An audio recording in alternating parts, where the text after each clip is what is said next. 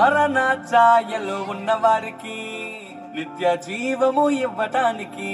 మరణ ఛాయలో ఉన్న వారికి నిత్య జీవము ఇవ్వటానికి వచ్చినాడు రక్షకుడు లోకానికి,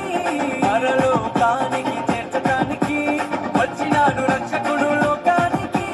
పరలోకానికి చేర్చటానికి, పరలోకానికి చేర్చటానికి గంతులు వేసి